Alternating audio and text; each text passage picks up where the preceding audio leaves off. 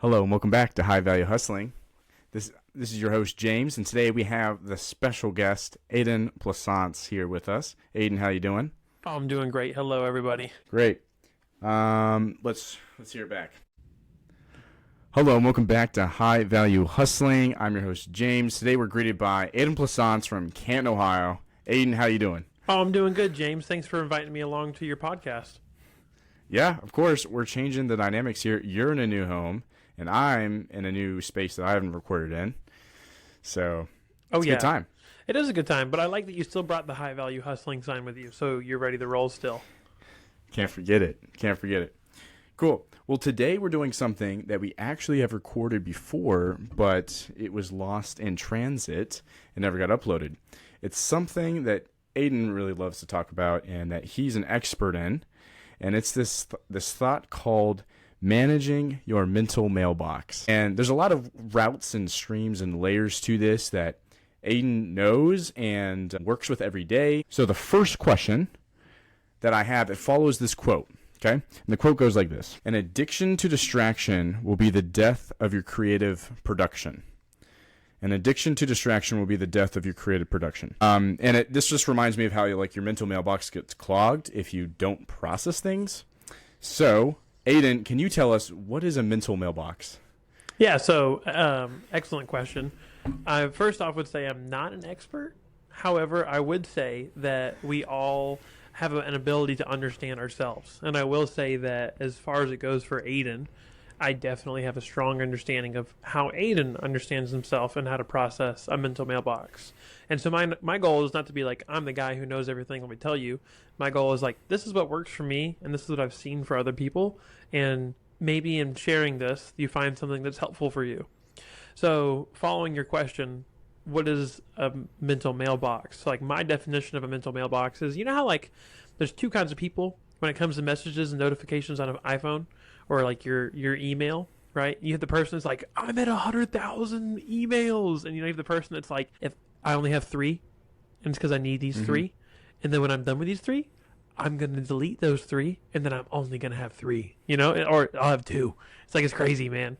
And so both sides of the spectrum are crazy, but it's not about where you're at, but it's about how do you get to a point where you don't have 100,000 emails sitting there in your brain, because every day we have hundreds of thousands of interactions, decisions, influences, emotions, responses, and it's never about not feeling them, but it's about what can I do to help me.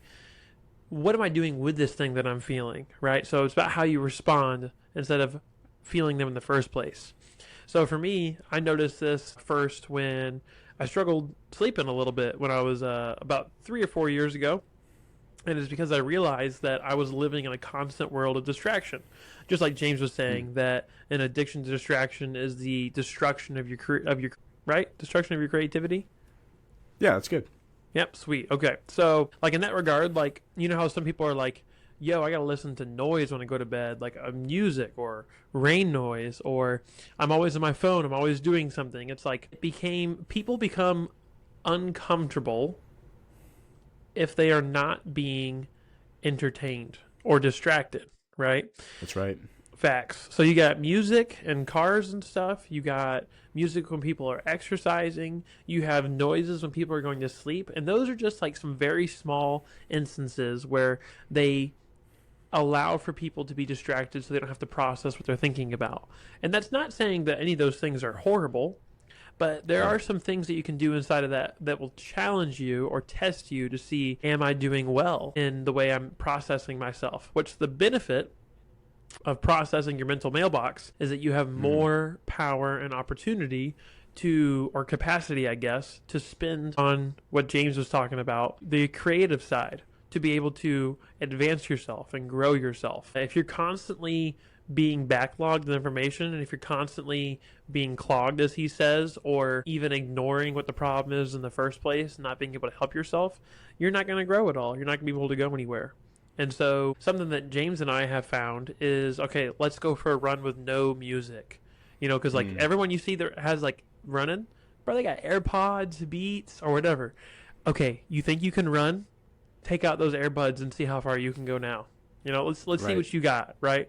Right? Yeah. A real runner is separated by not a real runner by someone who doesn't need music to run. And right. it's not because the music doesn't make your running better, but it distracts you from the pain in your brain. And so, yeah, if you need music to run farther, knock yourself out. If you want to run faster with music, knock yourself out, right? But if you cannot go on a regular run with no music, then you're not a runner and you can't do it. And another thing is like drive in the car with no music on. And people go like, "What? That's crazy. You're insane. No music in the car?" Like, so recently up in Toledo, when I was living up there and working with James, I did listen to a lot more music while driving.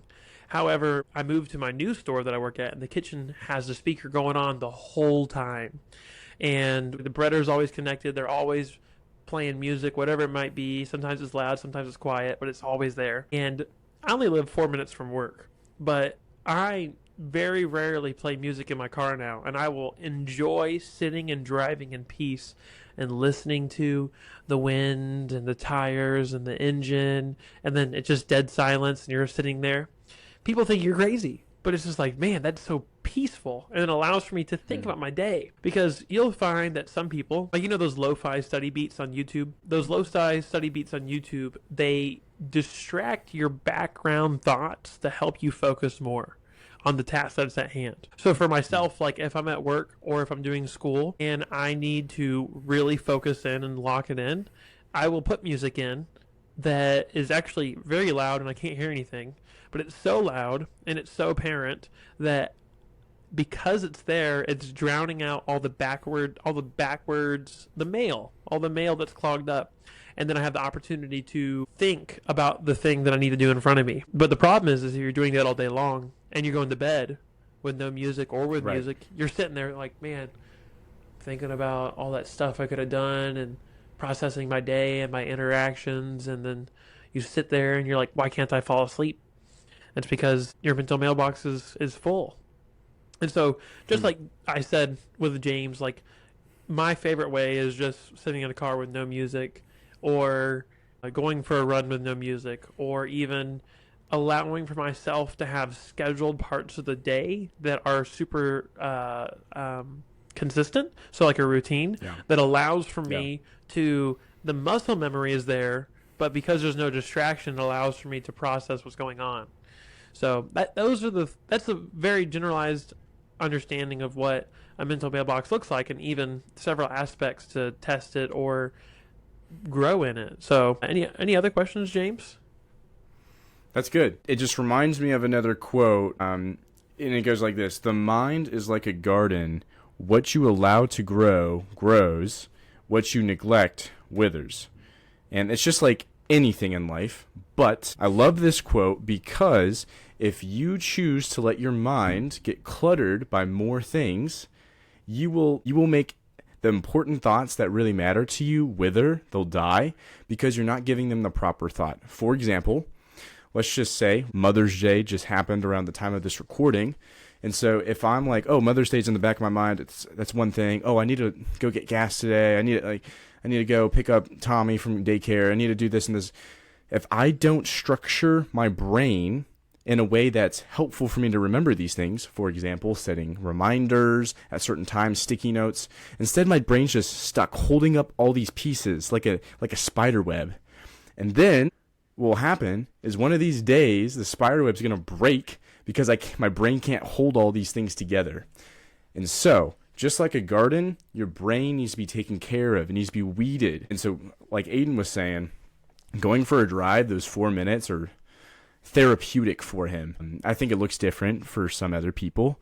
Like the lo-fi study beats, I like that. I can't study with music, like with words and music like that, but I like the tune, the bass, some melody just gets me going. But that's just me. Other people like go to the gym and put on music, and it's just like it's a way to empty their mind out, even though there's input going in. So what would you say to that? Like people that go to the gym, they have music in, they feel like they're somehow releasing a feeling, but they have input going in.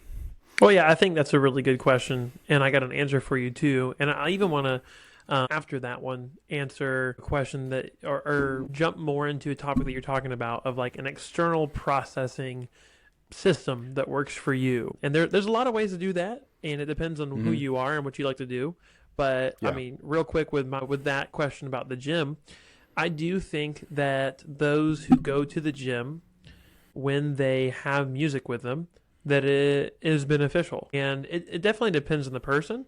So like if it's a cardio based exercise, are you doing it to escape your pain, or are you doing it to drown out the background so you can think about what's going on? So like myself, whenever I have a very difficult day and I go to the gym, I actually don't want music because I want to be so zoned out on what I'm thinking about. Because I mean, there's already a bunch of background noise in the gym. You know, the weights moving around, the music that's already going on in the gym. Maybe someone's got a phone call going on the lobby or whatever. I mean, I just described Planet Fitness, but that's the gym. You know. So there, I do not think that there's a pro or a con towards having music. I know personally, like Okay. I find myself having better performance when I do have music. However, I do find myself in times of I'm like, dang, I'm spider webs are breaking and I got to think about something.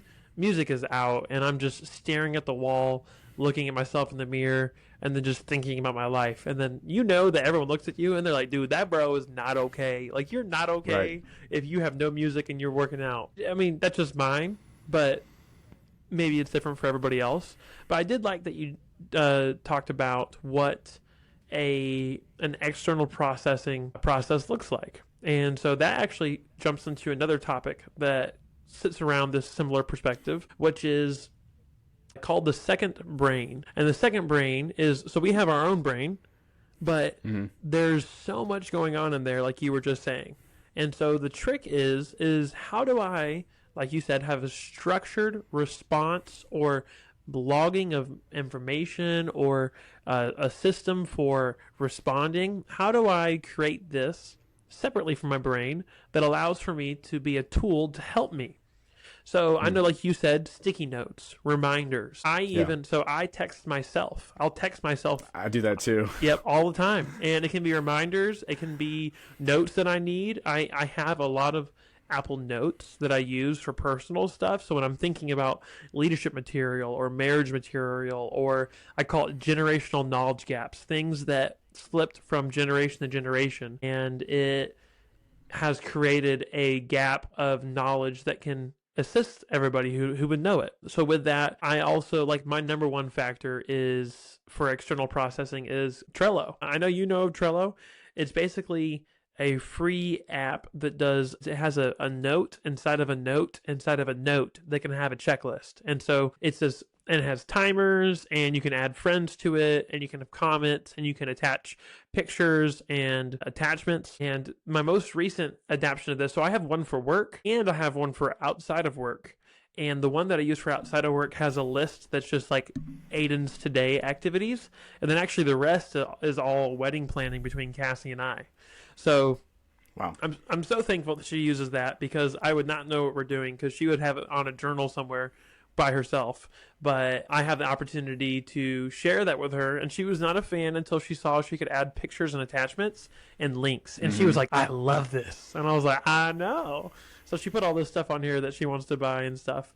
But all of those ways are things that we can do to first off compartmentalize and then respond in a proper way that allows for us to give the time needed to something that it deserves. Because it's kind of like that friend that you have that texts you, bro, I'm having a bad day. You're in the middle of work. I'm breading on the breading table at Chick-fil-A. I am driving to go hang out with my fiance. But then the hard part is someone sends you that message and it's like, okay, I don't have time to respond to this. And so it's like a 30-second phone call. Is that going to help that person? No. Are you going to forget? Maybe. But it's like I leave that on red. I don't leave that on red. I leave that on unread. That way when I read it, I know that I have the proper amount of time to give that person a response. And so all of those are just ways that we can allow for ourselves to process and store information better. There's some things in there that I even forget that I have. Or what I'll do before I even leave work, because I might have multiple things going on in a week, before I leave, I'll sit down in a chair and I'll write down everything that I'm thinking about. And even inside of work, I'll think about things sometimes, and I'll whip out my phone, write it down, and then keep going. And I've shared this trick with a couple people at my store, and some of them use Trello as well, and some of them carry a notepad around in their pocket. And then the moment they think of an idea or a conversation they need to have or a reminder, they'll write it down and then think about it later. So kind of like a daily journal for them almost. That's awesome. So I'm sure you're familiar with this, the author James Clear. Have you heard of him? James Clear, wasn't that the guy that talked about the book that we read? So he has a book. It's called The 4-Hour Workweek. Oh, okay. And what he describes in it, he's famous for this quote of saying, you don't rise to the level of your goals, you fall to the level of your systems. That's what he's known for saying.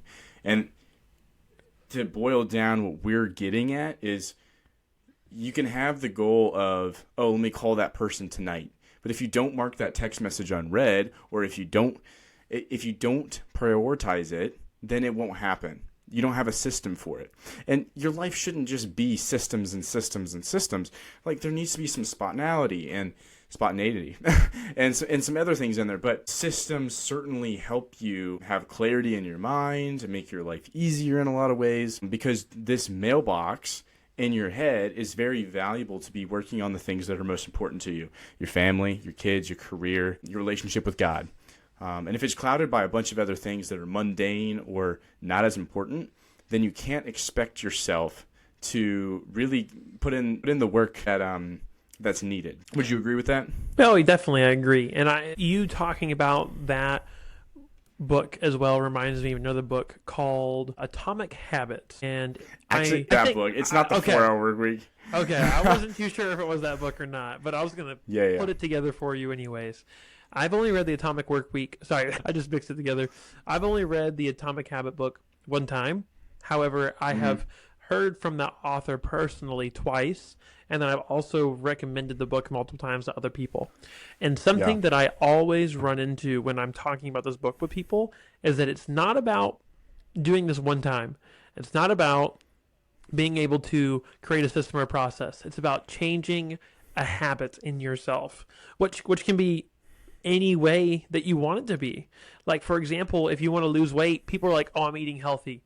Do you know what eating healthy actually does? It makes you spend more money and you eat more food because you're eating less food and you don't lose weight. However, if you're eating less calories, more food. More food, less calories. Yeah, less calories, more food. That's just how it works, right?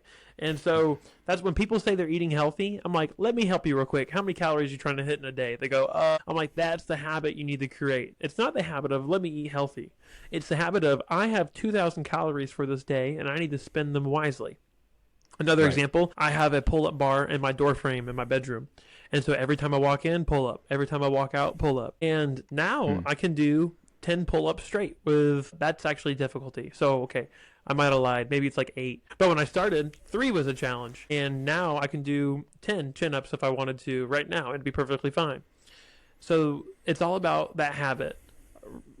Putting the thing that's in front of you to be more accessible. Something I always say at work is that people are like water. And water takes a path of least resistance. So if you want somebody to do something, and that includes you, if you want somebody to do something, make it either the only option you have or make it the easiest option you have, and then you will do it every single time. What has been one of your hardest seasons of distraction, and how did God bring you out of that? So I think actually my hardest season of distraction is when I get into a season of where resting feels uncomfortable. And I know this sounds weird to some people, but I know that you felt this season as well. And it's where you're so far over the edge of being productive and efficient and managing your time well that when you have time to sit still, you're like, I feel wrong. Like I should be doing something right now. And so what I've been doing to help that, because that's a more recent feeling, but it comes in waves, like you're talking about seasons. The thing about that is actually when I will schedule 2 or 3 times a week where I'll just watch an hour, hour and a half of a TV show. The TV show is called Better Call Saul, so it's not the greatest thing. Great show. It is pretty it. sweet. It's pretty sweet. I'm loving it. So it's a business show that's, in a dark world of the Sure. business environment, and it's this guy that can spin the perceptions of others to benefit him from a legal perspective. And it's very interesting, but that is my time to sit down. Let me cook myself some ribs. Let me get a steak going. Let me get some wings going. I'll sit here and eat some food, and then I'll watch this TV show, bag of popcorn, and I'm fat and happy watching a TV show, and then I go to bed. Now, you could arguably say, Aidan, we're talking about mental mailboxes. That's a distraction. Yes, it is a distraction. It's a distraction from me focusing on trying to do more. And so because I allot myself time to unplug, enjoy yourself. Don't worry about anything. Aidan, you've done enough this week. Take care of yourself. Let's get you some food and watch something you want to watch, and then you can go to bed happy. And so that's something that has been a more consistent season of my life. However, I would actually say that the most challenging season of my life when it came to processing a mental mailbox was that I had a person live with me for about 6 months, and it was a person who did not share a lot of attributes as me. They didn't go to the gym as much. They didn't think about the world from the same lens that I did, from the lens of a Christian or of a person who has high standards. I think it's high standards, so maybe it's medium standards and ethics and morals. Not that they were a horrible person. It's just that we had different perspectives on what the world was. So, for example, I asked them, I was like, what do you think is going to happen when you die? He was like, Jesus is going to spawn in. He's going to say, what's up, bro? He said, you did good down there. Thanks for trying your best. Come on into the party. And I'm like, dude, that is not how it works up there, man. But I was like, but we didn't really see eye to eye on that. And we kind of let that, like, we'll just agree to disagree. However, there was multiple things that were of that same nature that challenged me because I was surrounded by a person that did not have the same desires and or ability that I had. And actually the most frustrating thing about that was every day that person woke up, they would like, like the stretch that you have. It was the loudest stretch, like scream every morning I've ever heard. And then they just like lay back down and be like, dang, I'm so sad that I'm like, I have to go do all this stuff and I don't want to do all this stuff. And I'm like, man, that's super demoralizing. So like, I went on one run while that person lived with me for 6 months, and that was the first day they lived there. The day they moved out, that was the second time I went from a run while they were there. And I was like, oh my gosh, I'm mentally free again. I don't have this person in my corner that is negatively influencing me. Not that it was a horrible relationship, it just was not beneficial for both parties. And what I've learned from that is that if you want to go somewhere positive, you can't take somebody negative. You either have to make them positive or drop them off. So inside of this environment, most of the time it's dropping them. Most of the time it's dropping them. Most of the time, yeah. Especially if they aren't willing to change their perspective, or if you're the smallest factor in a friend group, it's very difficult to consistently build and bring and then have others display positivity. And that's right. I will say that if you are living in a negative environment, I'm sorry, but there is something that's there to help you, and the first thing to help it is yourself. And until you can get to yourself, that if you change your habits to become a more positive person that allows for you to have a healthier lifestyle that lets you process your mental mailbox and think about the things you need to do and do the things you need to do, you won't feel the overwhelming pressure of adulting. Like, I just moved. I got a debit card that's hacked, and I'm trying to build furniture in my house. And none of that is a worry because I have everything that I need and it's all okay. But at the exact same time, like, how overwhelming would other individuals feel? But it's because I'm in a positive environment. I've got habits that help me, and I have a schedule, a routine that allows for me to do the things that I need to do. And it's just one step at a time, you know? You first started off by saying how you purposely would turn on a show for a little while to take your mind off from all the things of the week. I found a quote by Anne Lamott, who talks Anne about Lamott? Who is that? a wonderful lady. And she says, almost everything will work again if you unplug it for a few minutes, including yourself. And that does not mean, like, die. She's just saying when you unplug yourself, you're just like, you're just taking responsibility off yourself for a minute. And I understand this is not some complex thing to wrap your mind around. Most people's evenings look like a relaxing evening, in my opinion. Like, am I an adult yet? Am I married? Do I have kids yet? No. But for the most part, do people try to get in bed and scroll for a while, or, do something relaxing? Yes. But is that the same as unplugging? I would say no. Does that make sense? I agree with you, yes. And so something that I usually correlate this to is when we go camping, man. Like, I am so looking forward to going camping in our time. And because previously, it's just like, people are like, oh, you like to go camping? They're like, is it glamping or is it camping? I'm like, no, you have a backpack that has all your food and water. You only bring one pair of clothes, and it's what you're wearing. You start your own fires. You use the bathroom in the woods. And when you run out of water, you drink out of a lake.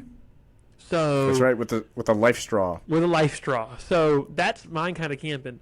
We were so far out, we didn't even see deer. We saw 5 humans a day. That's right. We had no cell service. The only app that worked was Strava because it's GPS driven.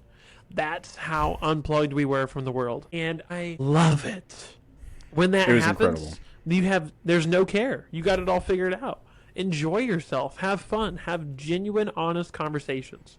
But that's my extreme version of it. But I agree, James, that there's times where, do I go into the bathroom with or without my phone before I go take a shower? Am I going to doom scroll for forever on the throne? Or am I going to be like, am I going to enjoy my shower in peace? Like, I swapped to a Garmin fitness watch for my running because I used to use my phone. And I didn't like carrying my phone, but I love my Garmin because it's Bluetooth. But when I leave my phone at home and I go for a run, it's just me, my watch, and the birds. And my watch is telling me nothing, which means I am unplugged. And those are my little opportunities to escape this overwhelming world and allow for me to recenter myself and process my mental mailbox. So I do think that's a very good perspective. Thank you for sharing, James. Yeah, I'm just here for the quotes and the references that spark a little bit. So in the New Testament, James chapter 1 verse 5 says, "But if any of you lacks wisdom, let him ask of God, who gives to all generously and without reproach, and it will be given to him." So Aidan, what's a season in your life when you asked for guidance and it came in a surprising way? So something that I found when searching for guidance from God, because most people are like, I'm waiting for God to tell me, let there be a pillar of fire, let me hear words from this guy. Bro, it don't work like that. That's not how that works, right? I mean, not saying that God can't do that. If that's what God did for you and you're here today because of that, oh yeah. However, for me, when I moved to Canton, Ohio, I was uncertain. I didn't know what I wanted to do or where I was going to go with it. However, the thing that I had realized was that wherever I found peace was my opportunity to know that that's where God wanted me to go. Talking to the operator I'm working for right now, that was filled with peace. There was no anxiety or worries. Coming out here to work 2 days with the store, nothing, super peaceful. I was on my way out the door and George was like, hey, I want to give you a job offer, but it's dependent upon the team voting yes or no for you to be here or not. So I was like, sweet. I was like, if that's how it is, then it truly is in God's hands because he would only be the reason why something would be yes or no. And so went back home. He texted me on Tuesday. He said, hey, you got a job. I'm sending you one. Out of 20 people, 2 said no.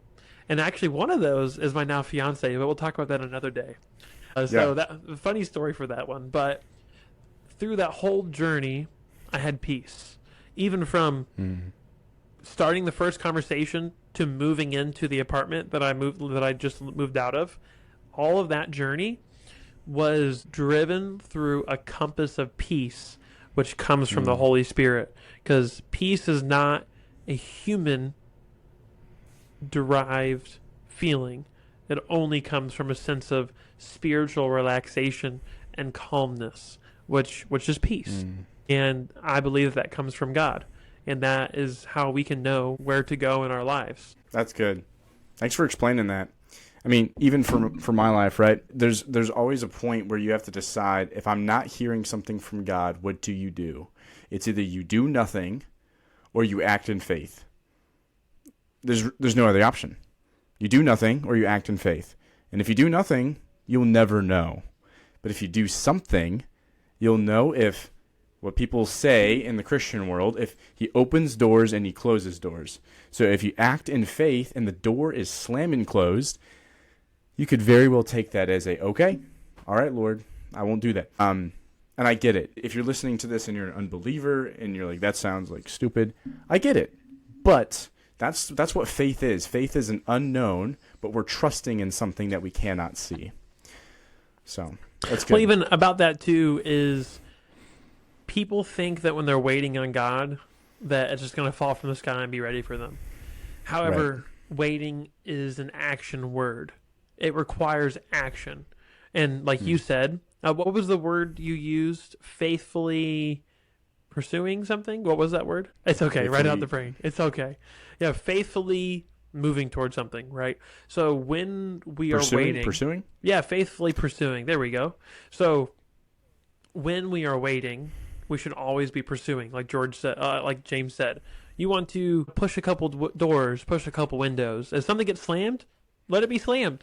But if you're standing in a hallway of 10 doors and you're waiting for God to open one of them magically and say, come on in, bro, this is the one, the chances of that happening is highly unlikely. But if you go to the first door and you feel it and you're like, oh, that's super hot. That doesn't feel okay. I don't want to go behind that one. You go to the next one, you're like, man, why do I feel like someone's behind this door that wants to like harm me or whatever? You're like, you walk to the next one, you open the door and it's like, it's just black and empty. And you're like, oh, well, that's not the one. You go to the next one and you open it and he's like, hey, I'm here. What took you so long? It's like he's waiting on you to open these doors to figure out where you want him to be. And again, you can open doors without committing. And that's what that compass of spiritual peace will lead you with. And you'll know where to go because God does have your back and God will be there to protect you and to guide you. I wasn't planning on asking this, and I would want you to seriously consider it with your response. But what has been the most painful part of your life? And it doesn't matter what kind of pain, physical, emotional, mental. What has been that one time has been the most painful? Like the most painful time in my life, like just in general? Yeah, in general. Well, it would definitely be emotional. I'm not a very emotional person, so it doesn't happen very often. But when it does happen, everybody hold on, right? And so something I often go to is my time. So I got two instances where that was very emotionally depleting and challenging for me. One was when my last car blew up. And so most people were like, your car blew up? That's tragic. But I was like, this thing was the thing that I loved the most. And I drove it like I stole it, and I put some mods in it, and I put 2 holes in the transmission. As a 22-year-old at a new job in a city that he was not raised in, so uncomfortable, blew it up, put 2 holes in the transmission. They jacked it up, and they said, hey, guess what? I was like, what? They're like, you have 2 holes in your transmission. Put your finger in that. I was like, that's crazy. Oh, my gosh. Wow. I was like, well, how much is a new one? They're like, they don't make them anymore, so it's going to be dusty off of a shelf for $12,000. And I was like, gosh, I was like, car's done. We're done with that. And it was the most heartbreaking experience I had ever had. And that was the most recent one. And then I would say after that, or even ahead of that, was the only time I've actually cried at a Chick-fil-A. I've been working at Chick-fil-A for almost 10 years, and I'm not an emotional person, but there was one week that I was stressed the absolute heck out, all the way to the max. I had recently just broken up with a relationship. It was my first girlfriend at that time. I was in charge of truck scheduling, hiring, and training at the store that I worked at, and just the kitchen. And we were executing a $1,000 Amazon catering order. And I had my hand in all of it, and I worked like 60 hours a week, 70 hours a week to get that guy done. And on Friday, after the last order was done, I broke down. And I was crying in the freezer, and another leader came in and gave me a hug, And he's like, "It's okay, bro. I know you got this. You just stressed, man. You're almost done, bro." And I'm like, "Man, do I even know what I'm doing? Like, am I okay?" And so, because I've never been in that situation before, and I walked away from that with an even stronger friendship with that other leader. And then I was like, that's the only time that happened, and that's never happened again. But those are probably the most two emotionally damaging things that has ever happened to me. Yeah. What about you, If you were to James? go back, I'm curious. Hit me with it. yeah, most painful. Well, this one comes to mind first. I don't know if it's the top tier one, but one of my grandfathers has been instrumental in teaching me specific things that no one else has taught me. One of those has been changing the oil in any car I've had. He's like, prop her up, get under there. I'm going to walk you through it. I'm not going to touch anything, so you're going to have to learn it. And like my dad's done this, by the way, on some smaller vehicles, like golf carts and stuff. But my grandpa's the guy that's like, I'm going to do it and like make sure you know. And that was cool. And so the other thing was my grandfather also taught me a lot about working out, properly work out and stuff. And I'm running now, so I'm not as big into weightlifting. But at that time, he just taught me so much about the proper things and stuff. And so I remember I was doing a lift at the gym, and I was going through a short season of just degeneracy, you could say. Pleasure, just not doing much. So I'd go to the gym and do easy weight, easy reps, just comforting stuff. And I remember just looking in the mirror and imagining going to my grandpa's funeral and just standing there and thinking, I have not done well with the information he's given me, and this is not okay. And I know this is like, it's different to think about it like this, but it was so painful. I pictured myself at his funeral with him passed away, which, by the way, he's still alive, and I'm so grateful for that. But I'm like, I don't want my actions now. I don't want to regret the work I put in now in however many years. And I want to be proud of what I've done to show him that I've learned and done things. And so that was painful, but in a different way. Been fortunate enough not to, running is awful. Just this last, okay. So I went on this long run this other week, and I haven't been practicing a bunch. And we did 11-mile run. I'm not a massive runner. I'm just getting in there again. And I asked my buddy Kyle, I said, hey, let's go on this run. He's like, all right, let's do it. So we woke up 2:30 a.m., got out there at 3, and we started at like an 11-minute pace. And then 2 miles, 3 miles. Oh, second mile I fell, but it was minor. And 3 mile, 4 mile, 5 mile, 6 mile. We get to my house, and I'm like, hey, you want to add an extra 2? And he's like, no. I'm like, come on, let's do it. Let's do it. And he's like, all right.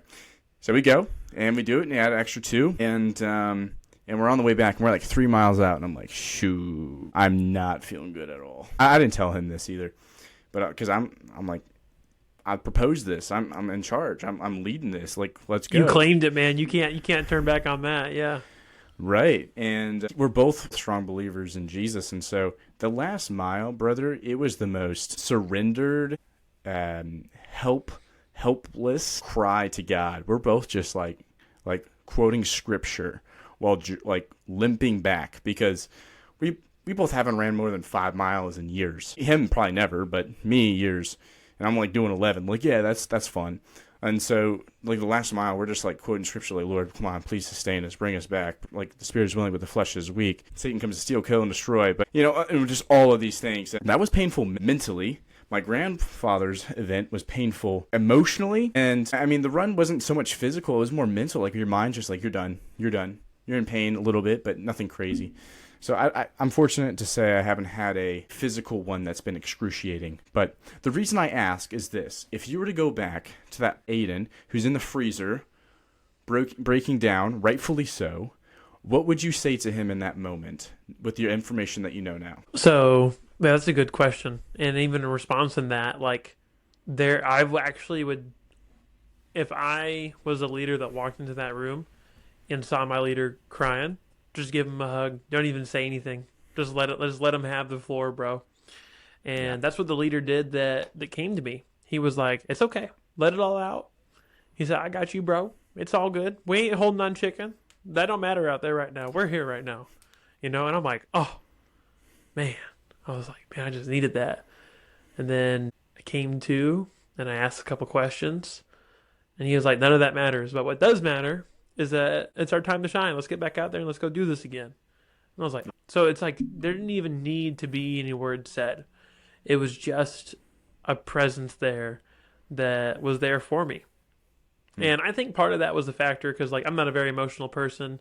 I'm not extremely close with my family, and I moved out when I was 18. So I had the opportunity to be a little more experienced when it comes to independency. And I was 20 at that time.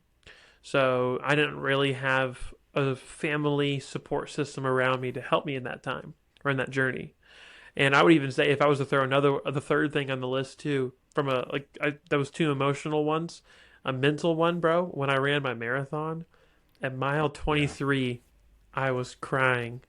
And I wasn't crying because of how bad the pain was, but I was crying because of how bad I thought the pain was.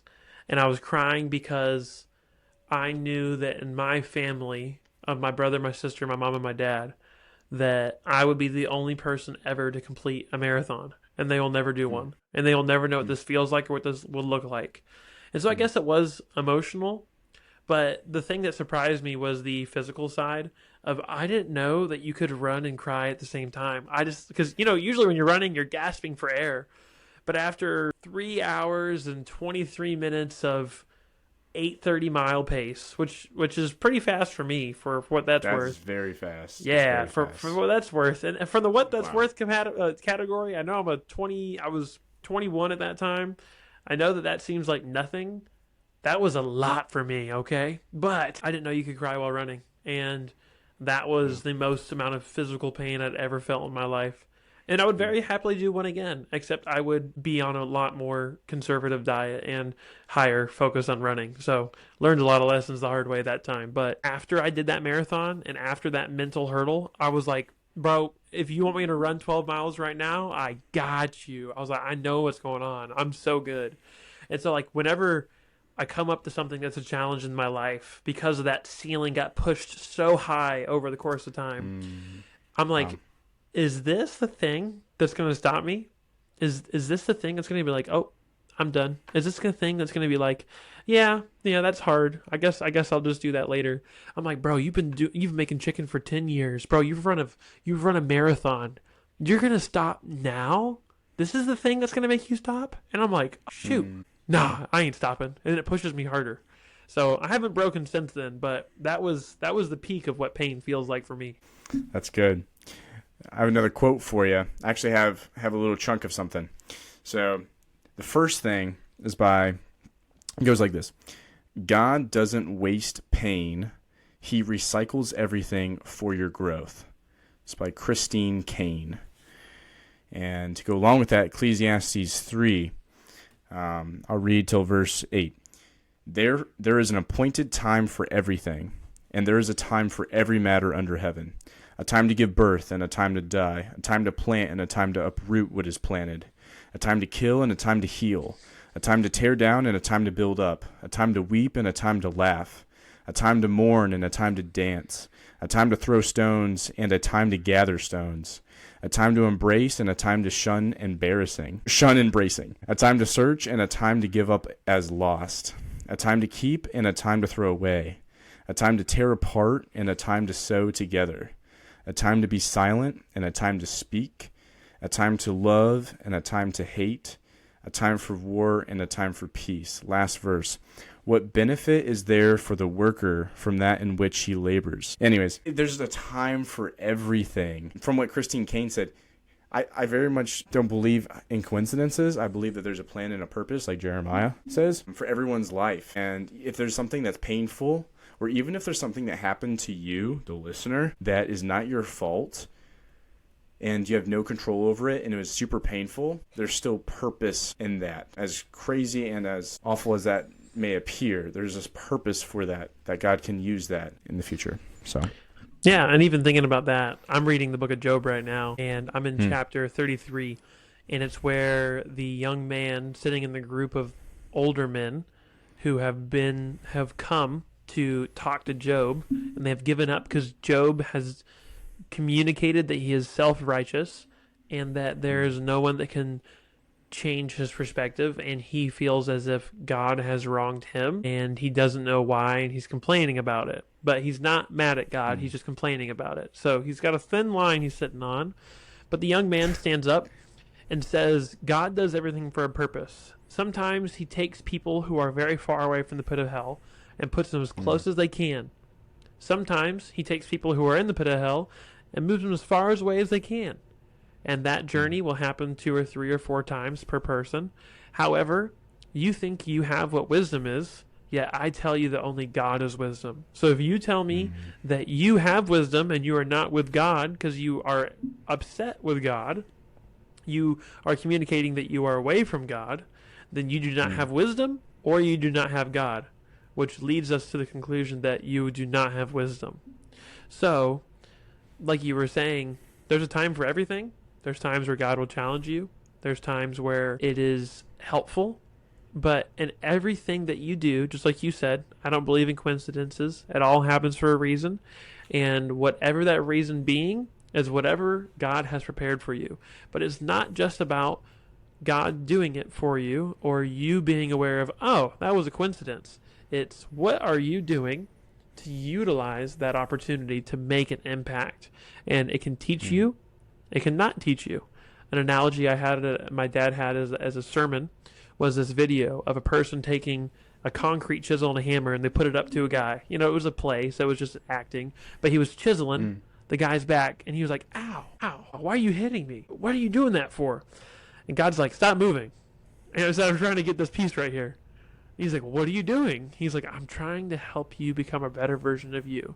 He's like, why is it painful? It shouldn't be painful. He said, if it was easy, everybody would do it. But because it's hard, not everybody is willing to do it. That's so right. Just a small example, but do know that God also will prepare you for whatever you are being set up for to do. He will not throw you into something that you're not ready for. So another analogy is that at a different sermon, there was a guy who stood up, 19, dating, wanted to be a farmer with 4 kids, and didn't want to go to school and wanted to be married and stuff.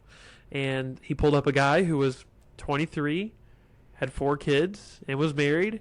Or no, he was 26. And so he put him 7 steps behind him. The younger man was standing behind the older man.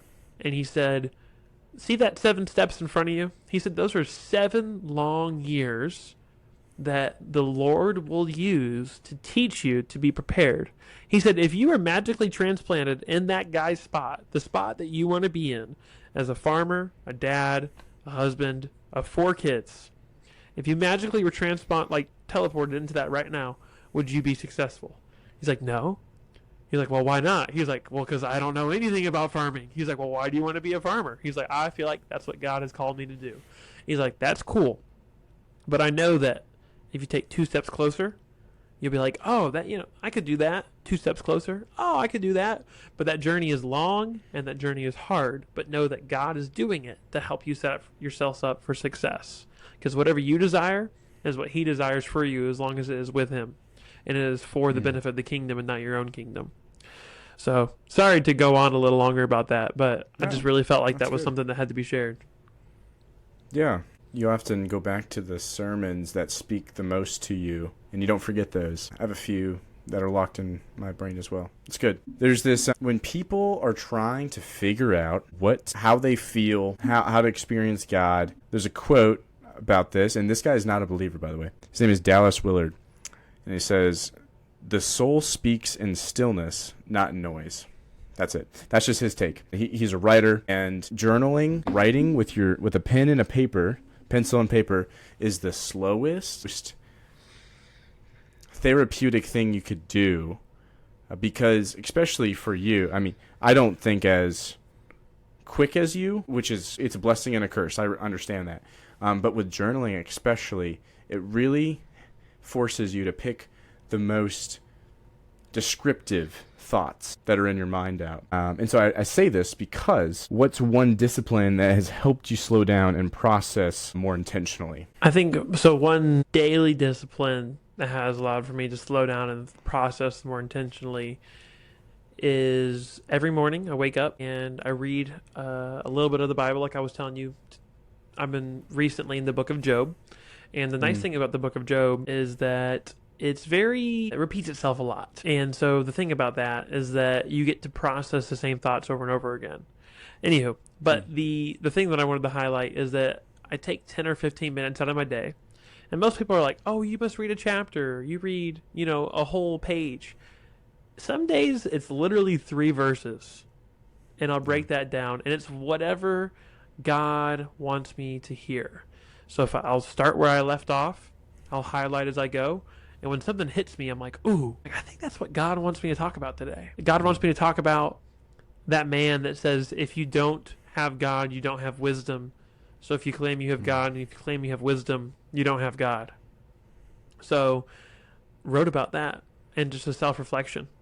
I think that's one of the biggest disciplines. Something else that's not a daily discipline is even in the small ways, being able to enjoy the journey. I used to be an individual who hated waiting. I used to be an individual that was like, waiting isn't helpful. Waiting is something that does not allow for me to do the things that I want to do.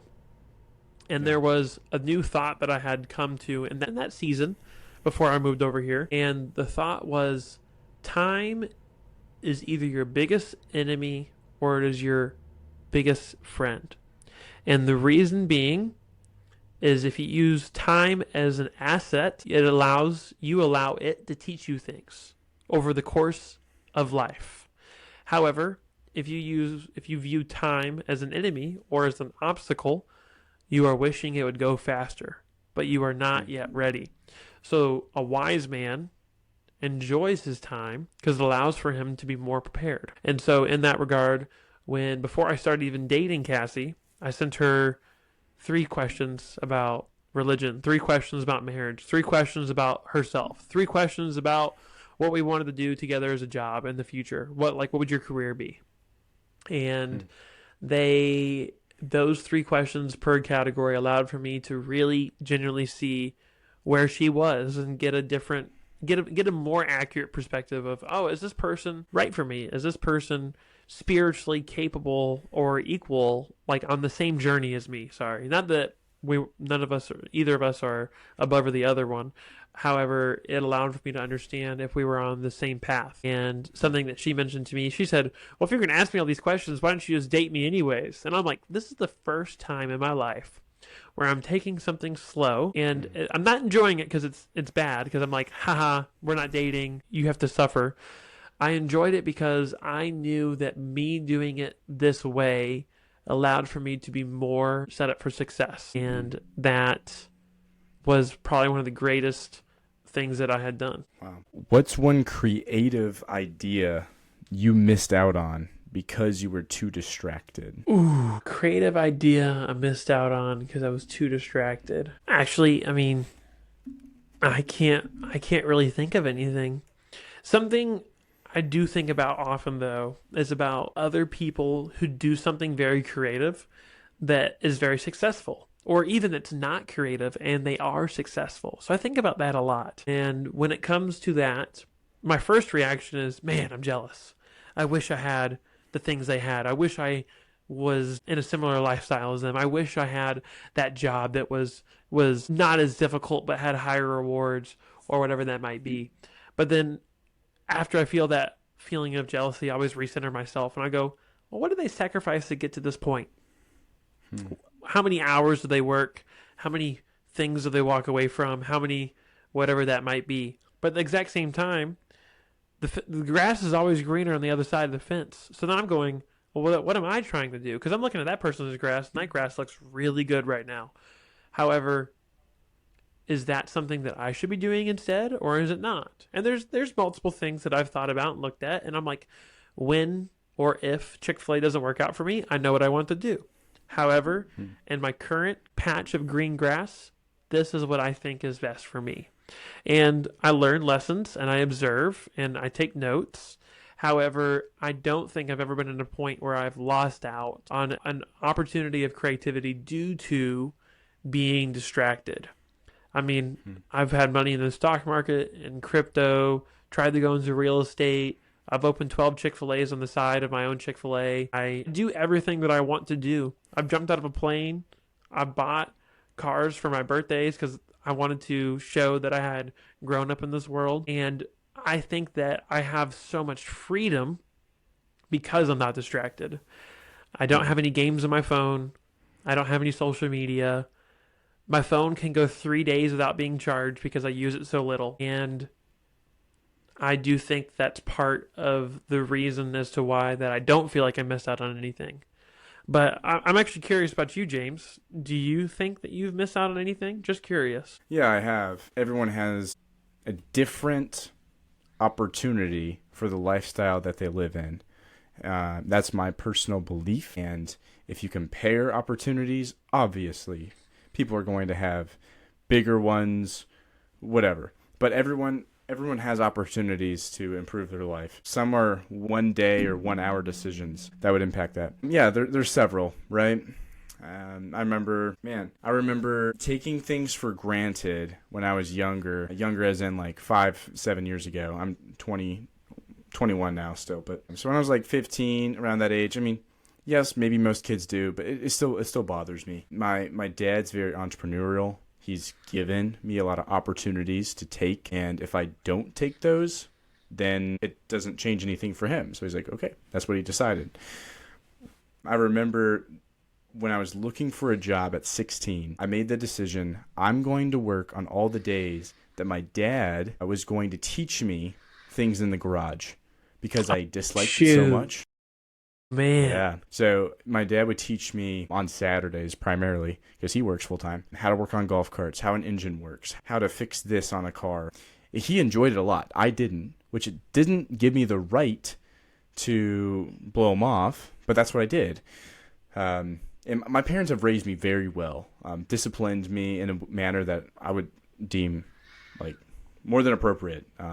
And I would want my kids to have a similar like child raising. But at 16, you have your own job and you're driving now. There's different freedoms you have, and one of those is your hours that you work. And so I remember purposely doing, I work 11 to 5 on Saturdays, and Friday nights I'll work, and Friday nights our family would go out for dinner. And I just purposely picked the opportunities that you can never get back. There's this quote, I love quotes. There's this quote about the only currency that everyone spends but never checks the balance of is time. Mm.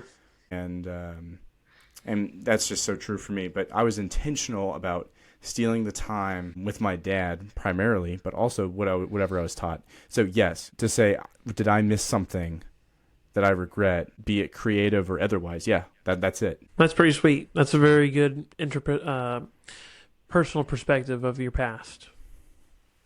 Yeah, anything else you got, James? I mean, I know we've been going for a while, but I mean, if you got more, I'm ready to go, man. I have 2 more questions. This last question I've been asking the recent podcasts I've had on, but I'll save that one for last because I typically do for people. But the second to last one is, what advice would you give to someone whose life feels cluttered and noisy? So someone's life feels cluttered and noisy. It's like the first thing, or just in general advice? A list. These are the top 5 things. Oh my gosh, you've given me so many options here. Okay. I would definitely say that the top 5 things would be to, let's write it all down. Let's write it down. Get a list. Because you're worried, those people are typically worried about money, time, friends. Right. I feel like I'm seeing other people and I'm missing out, right? So write everything down. What are you worried about? And then after you write all that down, put it into 2 lists. What can I control versus what can I cannot control? Everything you can't control, throw it on a list over there somewhere else. It doesn't matter anymore. The list that you can control, start building a timeline. When do I have to start doing these things? When should I do these things? What do I need to do to help me do these things? And then after you've done those 3 steps, the 4th one would be, let me tell somebody else about this. That way I can be more accountable about the things that I'm doing. So, for example, if James told me, hey, tomorrow I'm running 10 miles, and he's like, you know what? I don't feel like it. I'm going to text James tomorrow. I'll be like, yo, bro, how'd your 10 miles go? He's going to be like, I did not run the 10 miles. And I'm like, well, you suck because you just said you were going to do that. And not that James is a horrible person. However, it gives James an opportunity to add to his motivation of Right. there's somebody that I told that I'm doing this, and now they're counting on me to go do this thing. And so that can come in terms of a brother or a sister telling a parent, telling a friend. Not an Alexa reminder, though. That is not accountability right there because no one knows. So get the circle bigger than you. Don't let you be the only person who knows. And then after that, I would definitely say in growing that circle, find those who are similar to the way that you want to be, not the way that you are, and surround yourselves by them. You always play chess with people who are better than you. And so if you are always going to play chess with people that are better than you, and you're winning against everybody who's in front of you, you better find some new people. But you want to lose to those people. And that feels very sad because people don't like losing. However, even with that same concept, a master, I got this hanging on my wall right next to my left side. The master has failed more times than the student has tried. And if you're playing chess against somebody that's better than you, you will fail more than you win. But when you turn around and you go to your friends, you're going to be like, I failed so many times. I know how to win now. Let me teach you this move. Let me share this with you. And I would definitely say that's the 5 things that I would start out with if I was to give someone some advice. So I wrote down 3 of them. Tell me what I missed. So make a list, get a friend, find a community, find people that are like more advanced than you, and then what else? Oh, you missed 2 and 3 actually. So it's make a list, controllable versus uncontrollable, and then create a timeline, and then have an accountability. Don't be the only person who knows, whatever that might be, and then start growing that community of what you want that to look like. And so some people are like, well, what's the difference between community and accountability? If you're trying to change something in your life, walk up to 10 people that you didn't know, and you'd be like, hey, I'm trying to do this thing. What does that mean to them? What does that mean to you? It doesn't matter. You may never see them again. So you find that one person that cares, or that one person that's consistently in your life, or that one person who's already demonstrating aspects of your life that you want to mimic, and then you tell them and you engage with them. And then after you've started building those habits and you've gotten the feedback and the accountability and you're changing your habits, then you have the opportunity to, I'll go for a run with this guy. Oh, I'll go to the gym with this guy. Oh, I'll go check out this Toastmasters thing with my other friend, which actually I've recently just started doing. I'm going on Thursdays to that now. So nice, good for you. Yes, first thing was on Thursday, but you know what I did? I've always wanted to do it, so it was on a list. It was controllable, but it wasn't on a timeline. And then it became on a timeline. And then after we put it on a timeline, I told a friend, hey, we're going. I actually made it one of their development plans for a guy at work. So I said, you no longer have an issue. You're an option. You're now going with me. So now because he had no option, I was like, I'll go with you. So then it was no longer a thing of, man, I don't know if I want to go. But then it was a thing of, this guy's going. And because he's going, I want to go because I want to support him. And then he feels better because I'm there. So we can help each other with this. And then now that we've already gone there one time, I'm telling all these other people, I'm like, come with me. Try this out. Just sit in this room. Be like, just sitting there, you can learn something. And that's all 5 steps in something I did last week. So I love that you said that. It helps everybody. Guess what I did this last week? What did you do? I went to my first of 9-month Every Man a Warrior Bible study. Shoot. So we're literally trading because I've done Toastmasters for a while, which I'm currently pausing so I can do Every Man a Warrior. And you have done Every Man a Warrior, and now we're doing Toastmasters. That's so cool. Yeah, but then that Every Man a Warrior, it didn't happen until it was on a list. It was controllable. Right.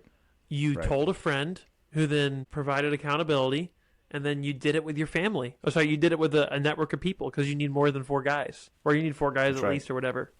So that is another example of what you would do if you were trying to help grow yourself. That's awesome. One more question. Hit me with the This doozy, one- man. Okay. This one is not complex, but takes thought. So close your eyes with me. Okay. Both close your eyes. Yep, our eyes are closed. Imagine yourself. It's the last day of kindergarten. You have your lunch pail. You have your backpack on. Getting ready to go. The bell rings, and you walk out. You are going back to that day that little Aidan is walking out of kindergarten, and you get to talk to him for 5 minutes. What are you talking? So, trick question. I was homeschooled. Also, a Dang pail? it. What is a pail? You mean a lunchbox Little House on or the something? Prairie. Little House on the Prairie. That is Little House on the Prairie. I know what you're talking about, but I was like, why is bro talking about a pail? I'm not that old. However, if I was to go back to, how old is a kindergartner? 8? 14. No, they're not 14. They act 14. I think they're 8 if they're in kindergarten. Anywho, Okay. so if I was to go back to 8-year-old Aidan, he'd be energetic and he'd be super fun. And there's also nothing I would tell him that he would actually remember in this world. Because I don't remember anything that anybody told me when I was in kindergarten. Because I was homeschooled, so I don't really remember it. I remember first grade, though.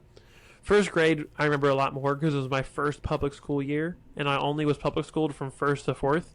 And then my mom pulled me out. So 1st to 4th, I remember a lot. Everything around that, I do not remember anything. So, but I probably would be like enjoying the moment personally of that there is another person that is literally just like me. I'm like, bro, that's what I used to look like. I look so cute and so handsome and all this and all that. But if I had, we would talk about the regular stuff, dinosaurs and Legos. And I really liked, there was some TV show I watched when I was a kid. It was like Cyber Chase or something. I don't know if I was too young for that or whatever. Backyardigans. Oh, the Backyardigans. We would sing that yep. and go around in circles. That's what we would do. But if I was to tell my 8-year-old self something, I would tell him that it's so, because right after my kindergarten year, I really struggled with other people being different or fake. And they were doing it to have friends or be popular. And I found it as a point of contention in 1st and 2nd grade, especially with my classmates. And something I would tell my 8-year-old Aidan is I'll be like, Aidan, there are people that are not like you in this world. And it is people that will tell you who they are, but then act a different way. And they do it for some kind of gain or for some kind of shield. But don't blame those people because they act differently than you. Love those people just like Jesus did and have a sense of understanding with them and show compassion. That way you have an opportunity to learn from them and then they can learn from you. That's what I would tell my 8-year-old Aidan. Which actually I do think about what I would teach in a younger Aidan all the time because I want an Aidan Jr. when I'm older as a kid. But my fiance has said no for now, so we'll figure that part out later. But I often dream about having a son and then teaching him all the things that I would want to teach him. Yeah. It's a gift. It's a legacy. Wow. We've talked about so many great things about your mind, understanding it, being aware of it, what's in there, what's coming in, what's going out, ways of being able to free up your mind in a healthy way and different ways and how Jesus is in it all with your quiet time, with reading the Word, with praying. And is there any last advice you'd like to leave the audience with? I don't really think I have any last advice. The only thing that's the most important, though, is that when life gets you down, it's okay to be down for a minute. It's okay to let yourself sit in sadness or grief or anger or frustration. It's never about feeling it, or because the most common reaction is to cut it off. Never going to do that again. I lost a helium balloon when I was a kid, and from that point on, I was like, never going to have a helium balloon ever again, because then I never will feel pain of losing a helium balloon. But if you took a moment and sat in that sadness of losing your helium balloon, listen to a sad song, eat a box of mac and cheese, I don't know what helps you, but that helps me, and then moved on, next play. It's just life. It's okay. Good. Aidan, thanks so much for coming on and sharing your thoughts. It's been a blessing. Oh, it's been a pleasure. Thank you for inviting me. And I didn't know you had so much that you wanted to talk about. So I wish I would have had more water on the sides that way. Because, I mean, I'm a little long winded, but I also drink a lot of water because of how long winded I am. But thank you for this opportunity. And I really appreciate being able to come on here and being able to explain myself. And I feel honored that you tell others and me, maybe it's just in this podcast, but I know it's not. I know there's more than this, how much you appreciate what I have to say. Not that I'm all that in a bag of chips, but that it's very comforting for me to know that there's someone out there that first off appreciates it, but then also understands it, agrees with it, and then can even add their own perspective in. Because I feel like there's so many people in this world that they disagree because there's never a compromise. It's always, I heard what you said, but you're wrong, and this is why, but I'm not going to change. As opposed to, that's a very interesting concept. Thank you for sharing. Maybe that can help me grow too. And I greatly appreciate that conversation. So thank you again, James. I appreciate it. Of course. Yeah. Thank you, everyone, for listening and perhaps watching another episode of High Value Hustling. This is Managing Your Mental Mailbox with Aidan Plaisance, and we will see you in the next one. Bye-bye.